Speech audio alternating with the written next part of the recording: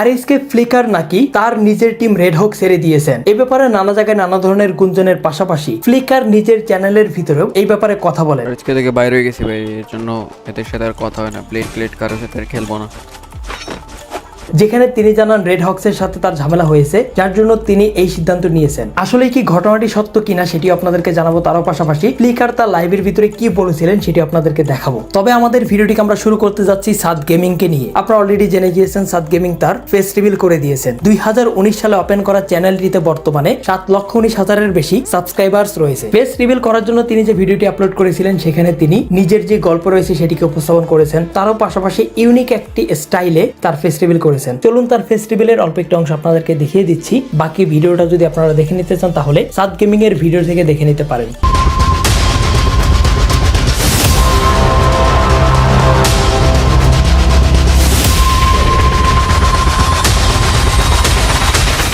Hey guys, I am Saad Gaming and this is me in my real life.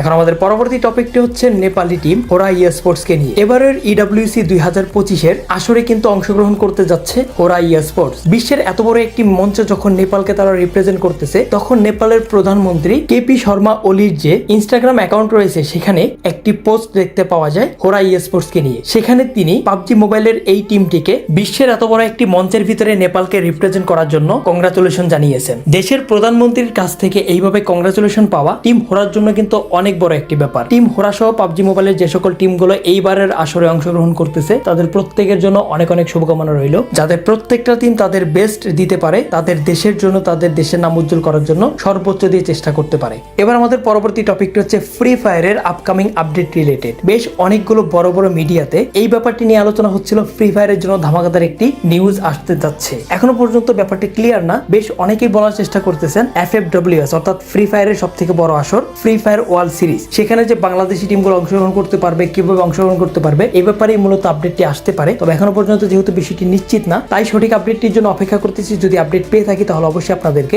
আমাদের পরবর্তী ভিডিওগুলোতে জানিয়ে দিব। সেজন্য অবশ্যই আমাদের চ্যানেলটিকে সাবস্ক্রাইব করে বেল নোটিফিকেশনটিকে অন করে রাখবেন। পরবর্তী টপিকে যাওয়ার পূর্বে আপনাদেরকে বলতে চাই, যারা আপনারা ট্রাস্টেড কোনো টপ আপ সাইট খুঁজতেছেন যেখান থেকে আপনারা নিশ্চিন্তে ডায়মন্ড টপ আপ করতে পারবেন, সেক্ষেত্রে আপনাদেরকে সাজেস্ট করবো আমাদের নিজেদের diamond top up website mangotopup.com কে। এটি সম্পূর্ণ আমাদের নিজেদের নিয়ন্ত্রণে থাকে। এই টপ আপ সাইট থেকে আপনারা কম দামে ডায়মন্ড টপ আপ করার পাশাপাশি বিভিন্ন ধরনের অফার পেয়ে যাবেন। মিস্ট্রি শপ নামে একটি অপশন রয়েছে যেখানে প্রতিনিয়ত আমরা গেমের সাথে গেমের ইভেন্টগুলোকে মিল রেখে বিভিন্ন ধরনের অফার দিয়ে থাকি, যেখানে ডিসকাউন্টে অনেকগুলো অফারে আপনারা পেয়ে যাবেন। তাই আপনারা যারা ডিসকাউন্ট অফারের পাশাপাশি সেফলি ডায়মন্ড টপ আপ করতে চান তাহলে অবশ্যই আমাদের ডিসক্রিপশন বক্সে থাকা লিঙ্ক থেকে ম্যাঙ্গো টপ আপ ওয়েবসাইট থেকে ঘুরে আসবেন। এবার আমাদের পরবর্তী টপিকটি হচ্ছে আরএসকে ফ্লিকার কে নিয়ে। আপনারা বেশ অনেকজন আমাকে অনেকগুলো ক্লিপ পাঠাচ্ছেন এবং মেসেজ করতেছিলেন যে আরএসকে ফ্লিকার তার লাইভ স্ট্রিমের ভিতরে বলতেছিলেন তিনি নাকি আরএসকে ছেড়ে দিয়েছেন। পরবর্তীতে এই ব্যাপারে দেখতে পাই আরএসকে ফ্লিকার তার লাইভ স্ট্রিমের ভিতরে জানাচ্ছেন আরএসকে এর সাথে তার প্রবলেম হয়েছে, যার জন্য তিনি এই সিদ্ধান্ত নিয়েছেন। অলরেডি নাকি তিনি আরএসকে লিভ করেছেন।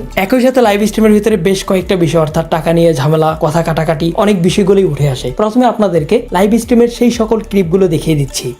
আজকের সাথে বেইমানি করে বাইরে হয়ে গেলাম। আজকে থেকে বাইরে হয়ে গেছি ভাই, এর জন্য এদের সাথে আর কথা হয় না। প্লেট কারোর সাথে আর খেলবো না। হ্যাঁ ভাই, আজকে থেকে বাইরে হবো না, বাইরে হয়ে গেছি অলরেডি। ওদের সাথে ঝগড়া টগড়া হয়েছে তো, বুঝতেছেনি তো। ঝগড়া টগড়া যেহেতু হয়েছে তখন কি আর করার, ছেড়ে দিতে, গেম টেম ছেড়ে দিব। এটা হচ্ছে শেষ লাইভ। এতদিন যারা সাপোর্ট দিতেন অসংখ্য ধন্যবাদ। সিম্পেথি নেওয়ার চেষ্টা করলেন দশম শ্রেণীর ছাত্র ফ্লিকার। এ কি হলো ব্লেডের সাথে, দেখুন ভিডিও সহ।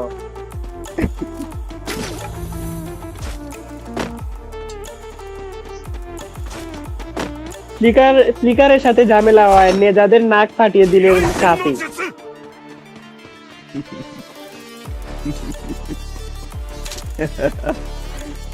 আসলে ক্লিপ দেখার পরে পুরো ব্যাপারটি নিশ্চিত হতে পারতেছি না ঘটনাটি সত্য কি সত্য না। মাঝে মাঝে মনে হচ্ছিল এটি মজা করতেছে, আবার আরএসকে ফ্লিকার যে সরাসরি সেই টিমের অংশ, সে যখন এইরকম একটি কথা বলতেছে সেখানে আসলে কনফিউশন তৈরি হয়। এবারে আসি ফ্লিকার যে এইরকমের একটি স্টেটমেন্ট তার লাইভ স্ট্রিমের ভিতরে দিল, সেটি কি আসলেই সত্যি সত্যি ঘটেছে নাকি কোনো ধরনের মজার ব্যাপার ছিল? বিষয়টি নিয়ে যখন অডিয়েন্স অনেক বেশি কনসার্ন, তাকে প্রচুর পরিমাণে মেসেজ এবং অনেক ব্যক্তি এই ব্যাপারে ভিডিও আপলোড করতেছিলেন, তখন বিষয়টিকে ক্লিয়ার করার জন্য তিনি তার ইউটিউব চ্যানেলের কমিউনিটি পোস্ট একটি পোস্ট করেন, যেখানে তিনি জানান লাইভ স্ট্রিম চলাকালীন যখন কেউ তাকে প্রশ্ন করেছিল তিনি কি আরএসকে থেকে লেফট করেছেন কিনা, অতঃপর তিনি মজার ছলেই বলেছিলেন ইয়েস, এবং তারপরে যে সকল ঘটনা আপনারা দেখতে পেলেন সেই সকল বিষয়গুলো উঠে আসে এবং তিনি এই ব্যাপারটি ক্লিয়ার করেন, I did not leave RSK and this isn't just about RSK, it's about brotherhood, without someone course no one can break this bond, remember that. আপনারা তার পোস্টের মাধ্যমে নিশ্চিত হয়ে গেলেন তিনি আসলে পুরো ব্যাপারটি মজা করার জন্যই বলেছিলেন। আপনারা যারা যারা ব্যাপারটিতে সিরিয়াস হয়েছিলেন কিংবা ব্যাপারটিকে সত্যি ভেবেছিলেন তারা ব্যাপারটা জেনে নেন, টিম আরএসকে থেকে ফ্লিকার কোনোভাবেই সরে যাচ্ছেন না। যদি ঘটনাটি মজার ছলেও হয়ে থাকে তাহলে টিম আরএসকে সহ সকল ব্যক্তিদেরকে বলবো যারা আপনারা এই সকল গুরুত্বপূর্ণ জায়গায় বসে রয়েছেন তাদের অবশ্যই বিষয়গুলোকে বিবেচনা করে বলা উচিত, কারণ তা না হলে অডিয়েন্সের মধ্যে নানা ধরনের প্রশ্ন জাগে আর অডিয়েন্সকে এরকমের একটি কনফিউশনে ফেলে রাখা যা আসলে স্পোর্টস এর জন্য কখনোই ভালো না, টিম আরএসকে এর জন্যও ব্যাপারটি মোটেও ভালো না। যা হোক, এ ব্যাপারে আপনাদের কি মতামত অবশ্যই আমাদের কমেন্ট সেকশনে আপনারা সকলেই কমেন্ট করে জানাবেন। স্পোর্টস রিলেটেড আরো একটি ঘটনা রয়েছে, সেটা অবশ্যই আপনারা জানেন। রিসেন্টলি একটি টুর্নামেন্টের লাইভ স্ট্রিমের ভিতরে একটি অনাকাঙ্ক্ষিত ঘটনা ঘটে। ঘটনাটি আমি আপনাদের সকলের সামনে প্রেজেন্ট করতেছি না, যারা আপনারা দেখেছেন তারা অবশ্যই জানেন। অনেকেই এই ব্যাপারে নানা ধরনের মন্তব্য করতেছিলেন যে ইচ্ছা করে করা হয়েছে কিংবা ইচ্ছা করে করা হয় নাই, এটি কোনো ধরনের বাগ বা গ্লিচের কারণে হয়েছে। তবে আমি পার্সোনালি যেটি মনে করি, এই রকমের একটি টুর্নামেন্টের লাইভ স্ট্রিমের ভিতরে কোনো ব্যক্তি ইন্টেনশনালি এই সকল ঘটনাগুলো ঘটায় না। আর যদি ঘটনাটিকে ইচ্ছা করে ঘটিয়ে থাকা হয় তাহলে এটি আমাদের জন্য লজ্জার একটি কারণ, স্পোর্টস এর জন্য লজ্জার অবশ্যই একটি কারণ। বিষয়টি সম্পর্কে অফিসিয়াল থেকে এখনো পর্যন্ত কোনো প্রকারের আপডেট আমরা দেখতে পাই নাই। যদি পরবর্তীতে আপডেট দেখতে পাই, অর্থাৎ ঘটনাটি কেন ঘটেছে, কিভাবে ঘটলো, যদি কোনো ধরনের ক্লারিফিকেশন চোখে আসে তাহলে অবশ্যই আপনাদেরকে আমাদের পরবর্তী ভিডিওতে জানিয়ে দিব।